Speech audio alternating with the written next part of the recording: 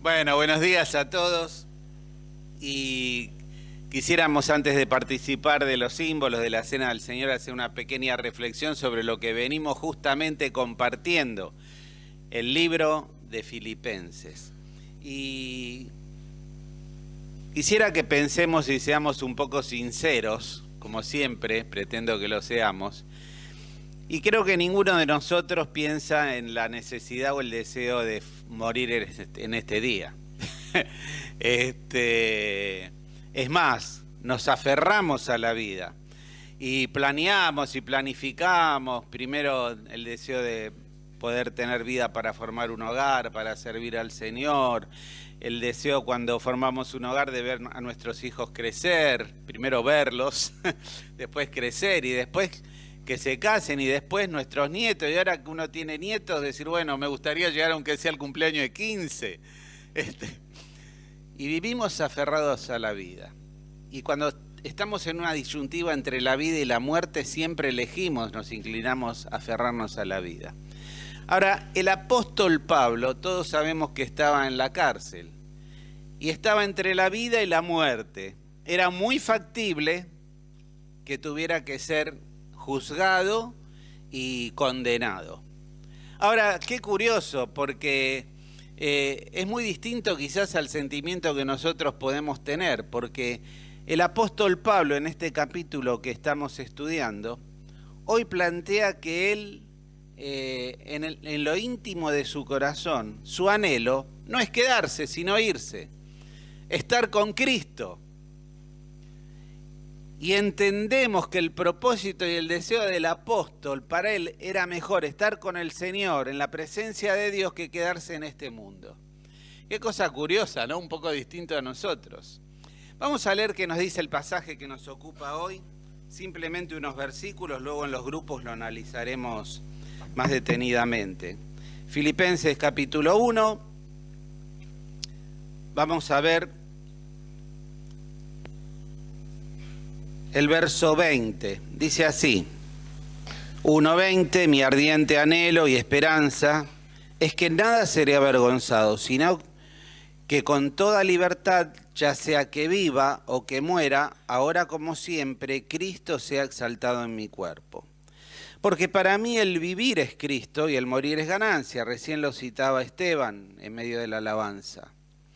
Ahora bien, si seguir viviendo en este mundo representa para mí un trabajo fructífero, ¿qué escogeré? No lo sé. Me siento presionado por dos posibilidades. Estaba, como decimos nosotros a veces, entre la espada y la pared. Una posibilidad es el deseo de partir y estar con Cristo, que Él nos dice aquí que es muchísimo mejor, es su íntimo deseo.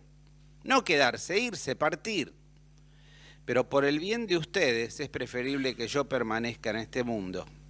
Convencido de esto, sé que permaneceré y continuaré con todos ustedes para contribuir a su jubiloso avance en la fe.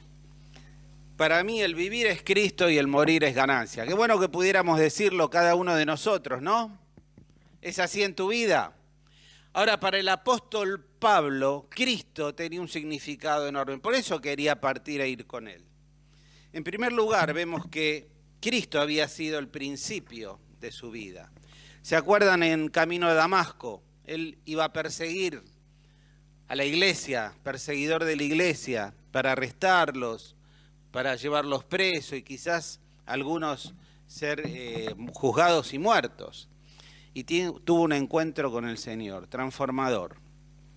Y lo primero que vemos aquí cuando él dice, para mí el vivir es Cristo, es porque Cristo era el principio de vida del apóstol. Él comienza su vida en Cristo. Y yo quisiera que pensemos cada uno de nosotros en ese momento. Quizás no camino a Damasco, pero en el camino de nuestra vida hubo un momento en que Cristo se presentó.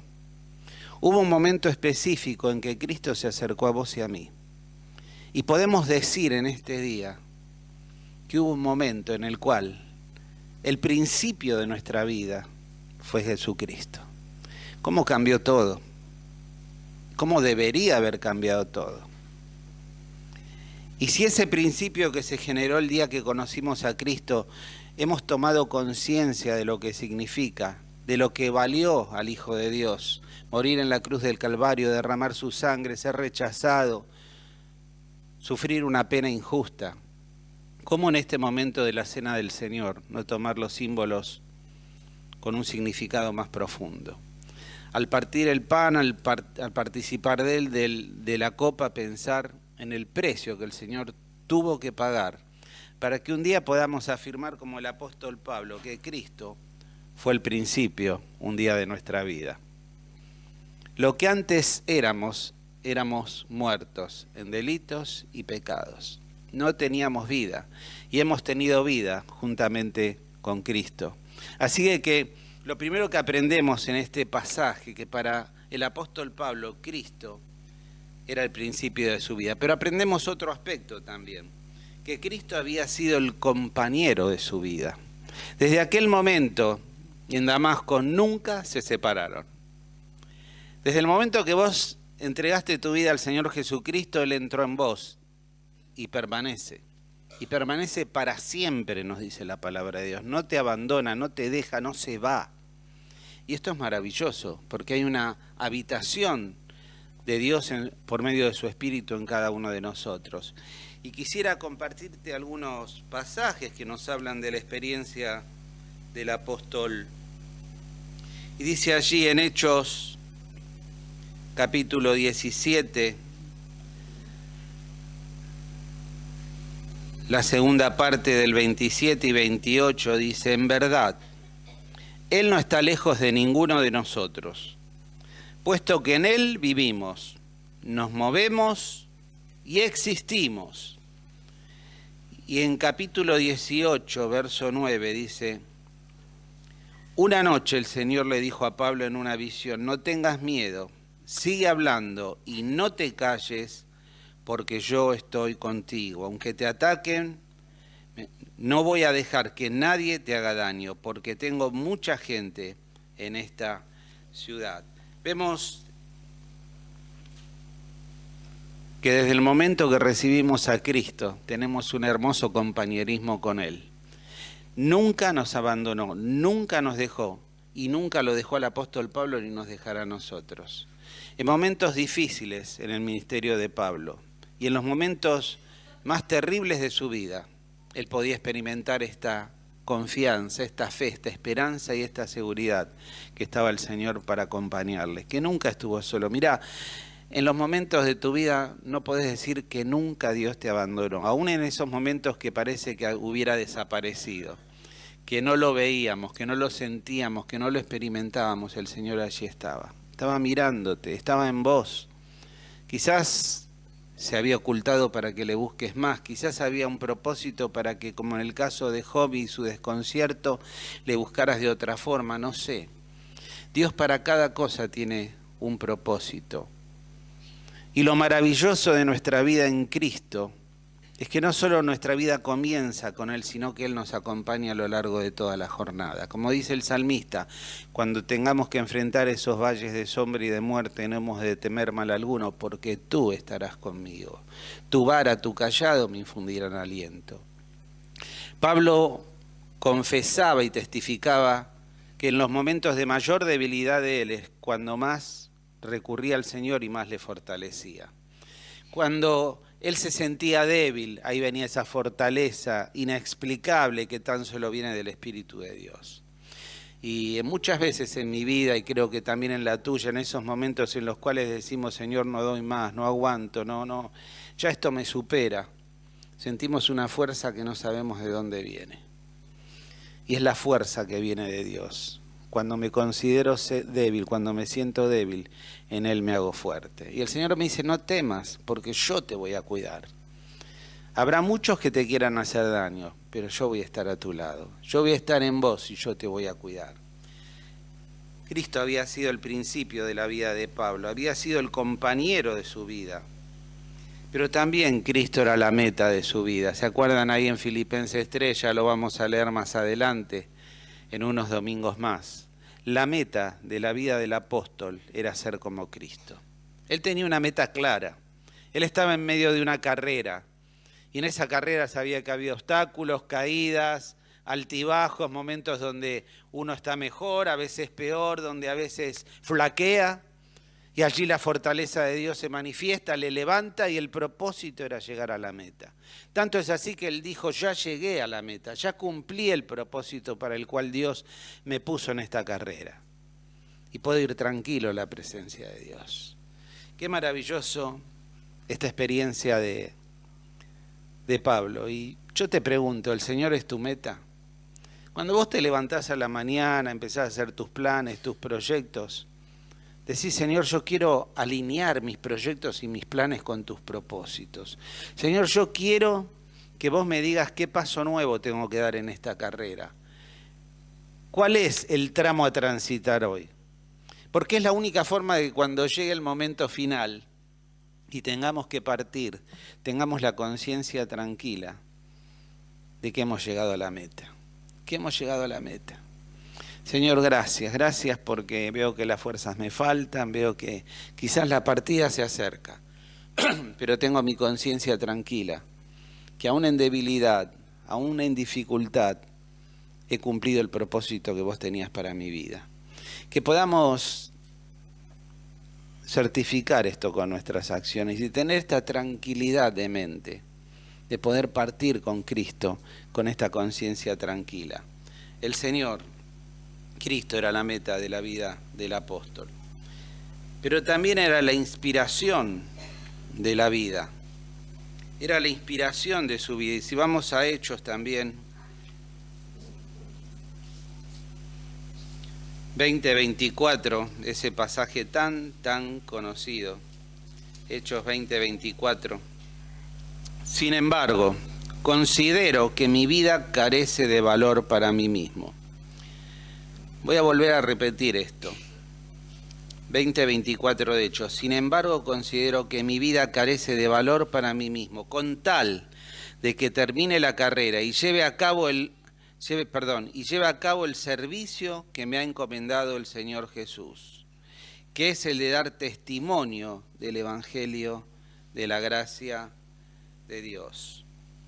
La inspiración de la vida del apóstol era cumplir con el propósito de Dios y predicar el Evangelio. Es maravilloso. A veces nosotros estamos tan imbuidos en nuestros problemas, en nuestros proyectos, en nuestras dificultades, que nos olvidamos verdaderamente cuál debe ser nuestra inspiración. Y nuestra inspiración es estar ocupados en los negocios de nuestro Padre. Nuestra inspiración debe ser servirle, nuestra inspiración debe ser poder cumplir con el propósito de la extensión del reino de Dios. Pablo lo tenía claro. Cristo era la inspiración, Cristo era su pasión, Cristo era lo que lo motivaba y él quería darlo a conocer. Pero también Cristo era la recompensa de su vida. Estar con Cristo, lo cual es muchísimo mejor. Él sabía que le esperaba una recompensa. Él habla en sus cartas de corona, de premios. Premios inmerecidos, porque él sabe que todo es producto de la gracia de Dios, pero sabía que había un lugar donde encontraría a su Señor, donde podría estar una eternidad con él y donde iba a ser premiado, donde iba a tener una corona maravillosa. Y cuando vamos al libro de Tesalonicenses, dice que su gloria y su corona, no sé si recuerdan el pasaje, son ustedes, tesalonicenses. Si algo tenía que gloriarse el apóstol, si en algo tenía que sentirse satisfecho, es en aquellas personas que había llevado a Cristo. Dice, mi gloria en aquel día va a ser no todo lo que hice, no. Va a ser pensar que ustedes me van a acompañar, producto de mi trabajo, producto de esta iglesia que planté. Qué maravilloso pensar en aquella reunión celestial cuando el Señor nos dé tantas coronas, figuran en la palabra de Dios, y la podamos, como dice la palabra de Dios, ponerlas a sus pies, decirle, Señor, yo no merezco esto, no soy merecedor, esto es producto tuyo, esto no me corresponde. Pero Señor, gracias porque junto conmigo hay tantos que están rodeando este lugar, que conocieron a Cristo gracias a mi tarea. Qué maravilloso, ¿no?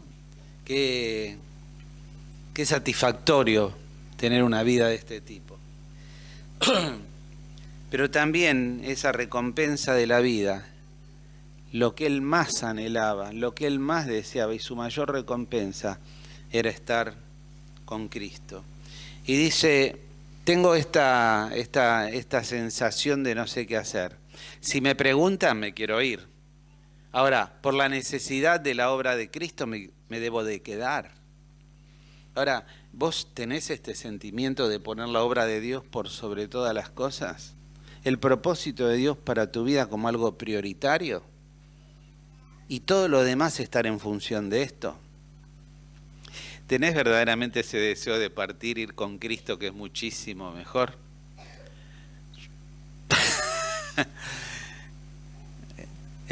Pablo lo sentía, y Pablo lo deseaba, y Pablo lo anhelaba. Y hay una palabra que después vamos a estudiar en los grupos, que es partir, ¿no? Y tiene, ustedes lo habrán estudiado esta semana, diferentes significados. Pero partir se utilizaba cuando se cortaban las amarras de la carpa para levantarla y seguir camino. Desarmar el campamento. Hermanos, nosotros somos peregrinos en esta tierra. No nos vamos a llevar nada, y lo que tenemos no es nuestro, es del Señor. Nuestros hijos, nuestra familia, aquello que Dios nos dio para administrar en posesiones, nada es nuestro. Estamos de paso. Somos como una tienda que corta sus amarras y sigue, porque somos peregrinos en la tierra. Estamos de paso, nuestra patria es la celestial. Nuestro hogar está allí, no aquí. Y cuando perdamos el concepto que estamos de paso, que Dios nos da la oportunidad de estar en esta tierra para preparar nuestro lugar en la eternidad, para que cuando vayamos allí, que Cristo ya lo ha preparado, no tengamos de qué avergonzarnos. Dios nos da este periodo de vida para vivir los propósitos de Dios. Y es lo que tenemos que hacer. Y qué maravilloso tener este concepto de peregrinaje. El pueblo de Dios en el desierto armaba las carpas, cortaba las riendas y seguía. Iba a otro lado, y hacia otro lado, y hacia otro lado, hasta llegar a la tierra prometida. Nuestra tierra prometida es el Señor.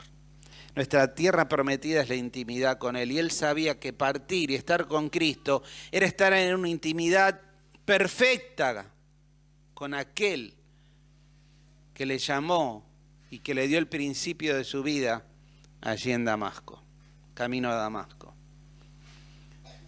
Qué maravilloso saber que vamos a estar una eternidad con Cristo. Qué hermoso tener este sentimiento de decir, Señor, estoy dispuesto a cortar las riendas. Nada me tiene que atar a este mundo, sino que mi deseo profundo es poder estar con Cristo, lo cual es muchísimo mejor. Y quisiera terminar en esta mañana llevándolos a una reflexión. Ahora vamos a participar del pan y de la copa. Y yo quisiera que por un momento pienses qué es Cristo para vos. El apóstol lo dijo bien claro, Para mí el vivir es Cristo, el morir es ganancia. Y si de mí depende decidir, me voy.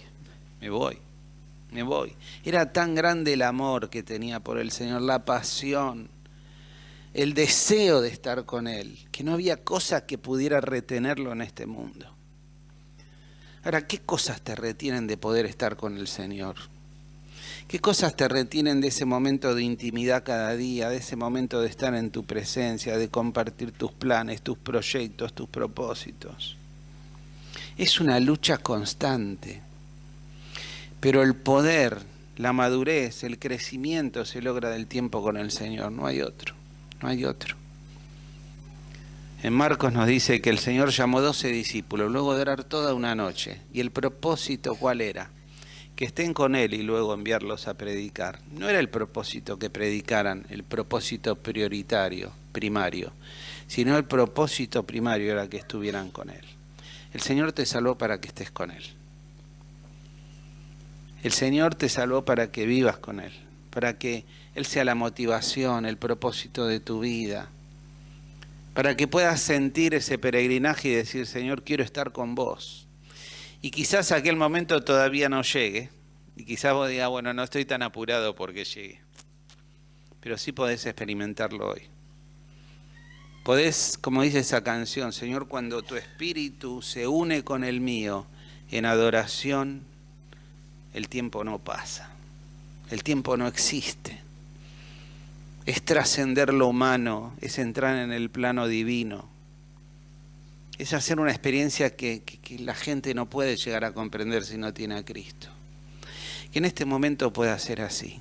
Que tu espíritu se encuentre con el Espíritu de Dios en adoración. Y que vos le puedas decir gracias, Señor, porque para mí el vivir sos vos. Cristo, como cantábamos, no hay otro. No hay nada mejor que Cristo. Que lo sientas, que lo experimentes, que todo lo demás pase a un segundo plano. Y en esta mañana puedas adorarle en espíritu y en verdad.